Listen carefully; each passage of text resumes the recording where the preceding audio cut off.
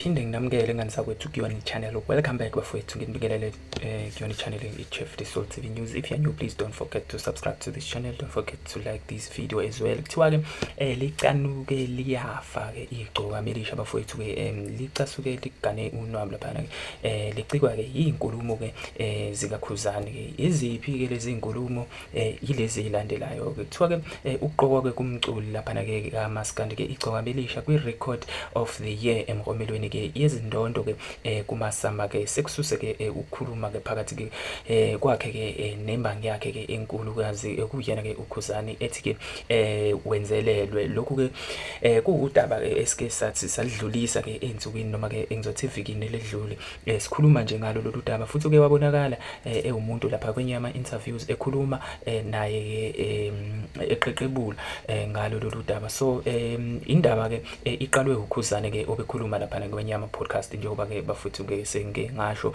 lapho ke ethe igcoka melisha ke lenzelelwe ke ngokuthi liqoke kuwona ke amasama ngenxa yokuthi ke uPhel Makhe kaNcube oyimanager ke yakhe kuthiwa ke usebenzela iMotsebe Foundation engenye ke yabaxhasi ke bawo noma bayo lemromelo ke okwamasama awards. So uthe ke akanawo umona ngegcoka melisha ke kusho yena uKhuzani ngevele unezindondo ke eziningi kunalo igcoka melisha kodwa ke uyazi ukuthi ke lenzelelwe ke ukuthi ke ngokuthi liqokwe kuyona ke lemromelo. Uthe uPhel Makhe kaNcube ke oyinkosikazi ke kaSelu Makhe kaNcube ukhiphe ke istatement ke ecela ukuthi kungahudulelwa ke phansi igama lakhe nelenkampani yakhe ngalezi zindaba ke ezingamampunge. So ikona ke azicelele kona nje yena uPhel. Uthe uyazi ukuthi ke igama lakhe ligijima ezinkundleni zokuxhumana ke ngezindaba ezingelona ke iqiniso ke nezidicilela phansi isithunzi sakhe.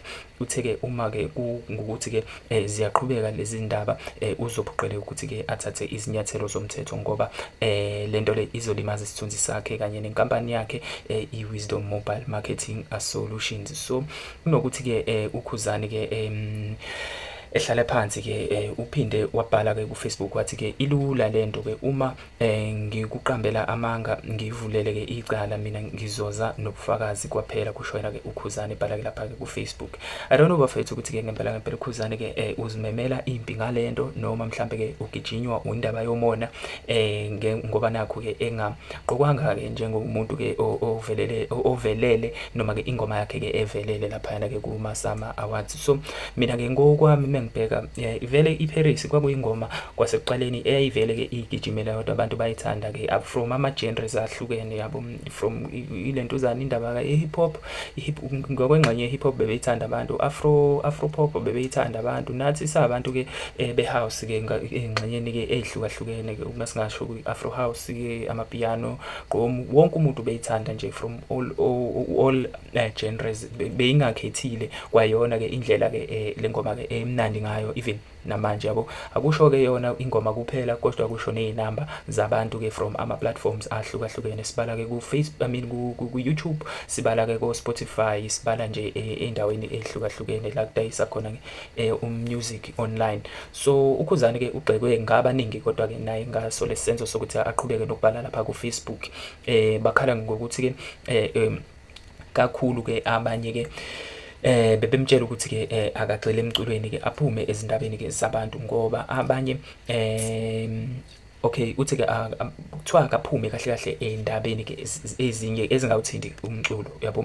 Abanye ke babalandeli ke noma abamlandelayo lapha ke bakhulumile ke ukuthi ke no akayeke ukukhuluma ngabanye abantu and futhi I think into ke abalandeli bakhe ababembonisa noma abambonisa ke ngayo ngesihle le yabo ngoba ke bayabona ukuthi angathi ke usethanda ukugamanxa kakhulu. So kukhona ke abaze basho nokuthi ke kahle kahle ke ukhombisa ukungabi nazwelo ngoba ke ushilo uphela ukuthi ke lento izolimaza ke inkampani yakhe yabo. So nesithunzi nje sakhe isiqo sakhe njengomuntu ke lapha yana ke angisayiphathi ke njengomuntu ke futhi ke okumuntu wesifazane ke I think konke lokho ke kumele ke akuconsider uKhuzani ngalo ke eqophisana even nanomuntu ke azi kahle ukuthi ke urepresenta inkampani yakhe of which leyo nkampani I think inayo inama benefits ayo ngokwenkampani. So kumele ke le ndoda ithi ukwehlisa amaphaphu yabo.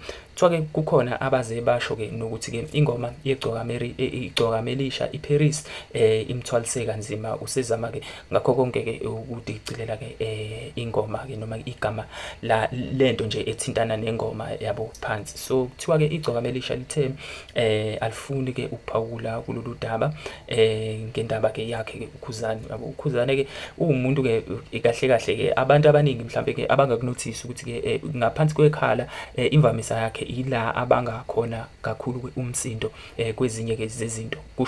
Kusho mina njalo kusho abantu ngoba mina ke ngiyumkhulumeli wabantu ke angiyibeke nje lihlalo obala lezi ndaba yabo ngingenzeleli futhi yabo ngoba manje la asisupport umuntu but uma izenzo zakho ngempela ziphikisana ke neningi labantu lokho kusho ukuthi ke kukhona la uhlukumeza khona ke ngamanye amazwi ke ilungelo ke lo muntu othile yabo. So ukudicilelwa kwesithunzi somunye umuntu ke kuyenye izinto engekho lula ukuthi ke sikunothise noma siyibone, especially futhi uma lo muntu ke kuyena orepresenta ke nebusiness lakhe noma ke okuyena nje umbhekeleli wenkampani yakhe yabo. So ke kube nzinyana ke ukuthi sikwazi ukuyihlukanisa lezo zinto zombili, but it's very important ukuthi ke sazi ukuthi ke isithunzi somuntu goes a long way, and mhlambe abantu abaningi bacabanga ukuthi ke i-cyberbullying iqhamuka nje ngoba naku abantu kumele babe harsh lapha. Cyberbullying can come ngendlela ke ezipolite ke ngale ndlela nje uma uthatha ukubheka abeke ngayo la, that means uthi ke impi ke mayiqhubeke, and futhi yena ke mayithi unobufakazi, that means already yena usesenkantolo yabo usenayo yonke into ke eyiproof yalezi zinto akhuluma ngazo, of which nakhona futhi ke ngisho kuthiwa unawo lawo ma-proof. Angicabanga ukuthi ke izinto kumele ke angabuzi addressa mhlambe lezi ke kwi-spotlight noma ke ku-Facebook ngale ndlela ke enza ngayo yabo. Leyo nto leyo isisho ukuthi ke okay wena you are at war mhlambe ke ingoba vele ke kuyaziwa ukuthi uphikisana ke noma ke ulisana ke nomuntu othile yabo noma nokuphumelela kwengoma yomuntu ke othile, of which ke akuyona into e-right leyo. There I think ke kuneyinhlaka e-right ke ekufanele ukuthi bekumele ayiconsult akwazi ukuthi ke azwakalise naye ke i-consent yakhe yabo ukuthi okay I'm concerned ngento ukuthi kanje just because of lama facts lawa engiwaphethe esandleni ahlukane namagama abantu phansi ngoba leyo nto leyo izomfaka ngempela ke enxakini yabo.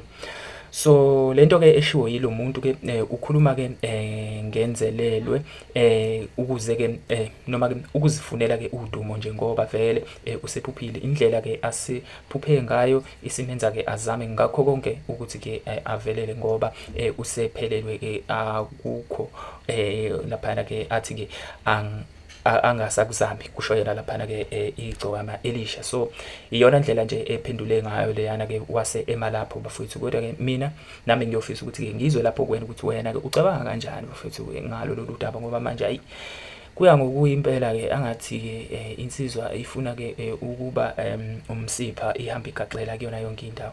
Namanje futhi ke leyo umsipha ke bafethu ke ayifakwa yimina, ifakwa yilona igcokama lapha ngoba uyasho ukuthi ke angathi usewumuntu osephelelwe isikhathi kuyona yonke into ke ethinta yena umthandeni naye ufuna ukuthi dlu uyayifaka phakathi yabo. So nango ke ezozithola ke esegwiliza ngoba phela mowa njalo wena ubona iziziba ngoba naku ubona kuloya muntu ebhukuda bese uthi ngeke ngihlulo usibani bami nami uthi ngibhukude ugcina ke kwesinye isikhathi ngempela ke ugwiliza. Kodwa ke ake ngizwe nani bafethu ukuthi ke ithini ke imbono yenu ngalo lolu daba. Ake ngibonge manje, ngiyabonga manje. Danko.